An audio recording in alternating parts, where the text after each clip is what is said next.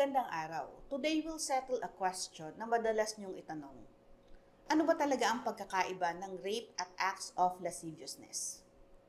Para klaro, gagamit tayo ng isang landmark Supreme Court decision, ang People versus Tulagan na may GR number 227363 promulgated noong March 12, 2019. Under the revised penal code, rape requires sexual intercourse or any form of penetration, kahit daliri o ibang objects pa yan. Pwede ring mangyari kung minor o bata ang biktima, kahit walang pwersa o pananakot. Samantalang ang acts of lasciviousness naman ay lewd acts na walang penetration. Ito ay panghihipo, paghalik o anumang kilos na bastos na may mali siya. Mas magaan ang parusa pero krimen pa rin.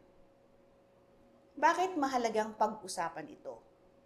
Dahil pag tama ang pag-file ng kaso, tama ang makakamit na hustisya. Maling classification pwedeng magresulta sa acquittal o mas mababang sentensya. Sa People versus Tulagan, dalawang insidente ang pinag-uusapan. Una nang hinipuan ni Tulagan, ang 9 years old na si AAA sa maselang bahagi ng katawan. At pangalawa, nang nagkaroon ng carnal knowledge si Tulagan kay AAA. Sa Regional Trial Court at Court of Appeals, tuloy-tuloy ang conviction. Sexual assault sa unang insidente at statutory rape sa pangalawa. Inakyat ni Tulagan sa Supreme Court ang kanyang kaso. Una, sinabi ng Supreme Court, kung minor below 12 ang biktima at may penetration, ito ay statutory rape. Walang tanong-tanong sa consent. Pangalawa, kapag wala namang penetration, pero may malisyosong panghihipo sa private part ng bata, ito ay acts of lasciviousness ang tamang kaso. Kahit pa child abuse din yan under RA 7610. Sa Tulagan ruling, inayos ng Supreme Court ang overlap ng Revised Penal Code at ng Anti-Rape Law of 1997 at RA 7610. Ang first act na finger insertion, inireclassified bilang acts of lasciviousness dahil under 12 si AAA at walang full penetration.